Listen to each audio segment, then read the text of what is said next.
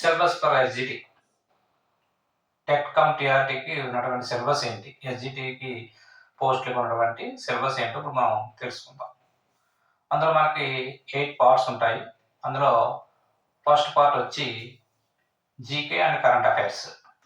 దానికి 20 క్వశ్చన్స్ ఉంటాయి, 10 మార్క్స్, అంటే 20 ఇంటూ హాఫ్ 10 మార్క్స్. మరి దీనికి ఏమేమి చదవాలి అంటే స్టాండర్డ్ జీకే చదవాలి. అలాగే ఈవెంట్స్ హ్యాపెన్ ఇన్ 2024, అంటే 2024 జరిగిన ఈవెంట్స్ మీద కొన్ని క్వశ్చన్స్ మనకి వస్తూ ఉంటాయి. తర్వాత రెండో పార్ట్ ఏంటంటే పర్స్పెక్టివ్ ఇన్ ఎడ్యుకేషన్, అండ్ దాని మీద మనకి 10 బిట్స్ ఉంటాయి. దానిలో 10 ఇంటూ హాఫ్ 5 మార్క్స్ ఉంటాయి.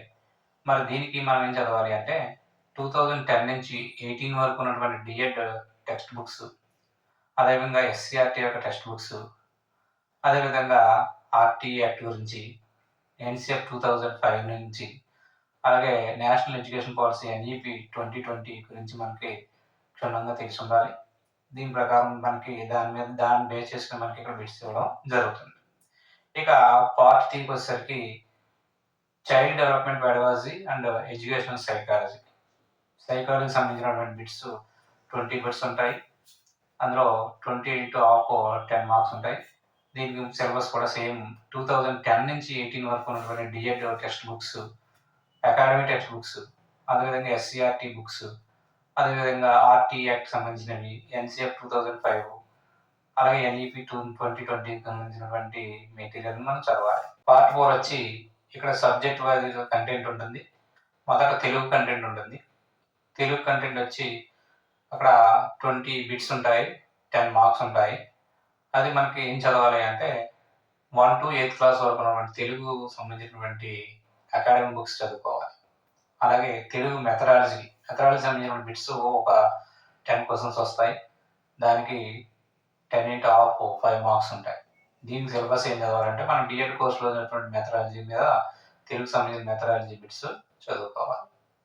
తర్వాత లాంగ్వేజ్ ఇంగ్లీష్ కంటెంట్ కూడా మనకి 20 క్వశ్చన్స్ వస్తాయి. 20 ఇంటూ 10, 20 ఇంటూ హాఫ్ 10 మార్క్స్ వస్తాయి. దానికి కూడా సిలబస్ ఏంటంటే 1 to 8th క్లాస్ వరకు ఉన్నటువంటి ఇంగ్లీష్ కంటెంట్ చదువుకోవాలి. అలాగే ఇంగ్లీష్ మెథడాలజీ, ఈ మెథడాలజీలో మనకి 10 బిట్స్ వస్తాయి. అందులో 5 మార్క్స్ మనం గెయిన్ చేయొచ్చు. దానికి మనం డిఎడ్లో నేర్చుకున్న మెథడాలజీని చదువుకోవాలి. తర్వాత మ్యాథ్స్ కంటెంట్ వచ్చి 20 బిట్స్, 10 మార్క్స్. దాని కంటెంట్ వచ్చి మనకి ఏం చదవాలి అంటే 1 to 8th క్లాస్ ఉన్నటువంటి మ్యాథ్స్ అకాడమిక్ టెక్స్ట్ బుక్ చదవాలి. అలాగే మ్యాథ్స్ మెథడాలజీ, దీనికి 10 బిట్స్, 5 మార్క్స్ ఉంటాయి.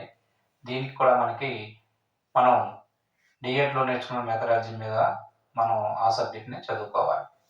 తర్వాత జనరల్ సైన్స్, దీనికి సంబంధించిన కంటెంట్ 20 బిట్స్, 10 మార్క్స్ వచ్చి మనం కంటెంట్ ఏం చదవాలంటే 1 to 8th క్లాస్ ఉన్నటువంటి మనం సైన్స్ టెక్స్ట్ బుక్స్ అన్నీ కూడా క్షుణ్ణంగా చదువుకోవాలి.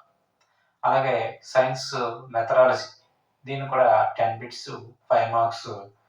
దీనికి మనం డిఎడ్లో నేర్చుకున్నటువంటి సైన్స్ మెథడాలజీ మీద బిట్స్ మనం చదువుకోవాలి. తర్వాత సోషల్ కంటెంట్ కూడా మనకి 20 బిట్స్, 10 మార్క్స్. దీనికి కూడా సేమ్ 1 to 8th క్లాస్ ఉన్నటువంటి సోషల్ టెస్ట్ అకాడమిక్ బుక్స్ మనం చదువుకోవాలి. తర్వాత మనకి సోషల్ మెథడాలజీ సంబంధించినటువంటి బిట్స్ 10 వస్తాయి. దానికి 5 మార్క్స్ వస్తాయి. దీనికి కూడా మనం డిఎడ్లో నేర్చుకున్నటువంటి మెథడాలజీ సంబంధించినటువంటి సిలబస్ మనం చదువుకోవాలి. ఈ రకంగా మొత్తం 8 పార్ట్లకి కలిపి మనకి టోటల్ బిట్స్ వచ్చి 200 బిట్స్ ఉంటాయి. దాని నుంచి 200 ఆఫ్ 100 మార్క్స్కి మనం ఎగ్జామ్ని రాస్తాం. ఈ రకంగా ఎస్జిటి యొక్క ఎగ్జామ్ సిలబస్ ఉంటుంది. Wish you all the best. Thank you.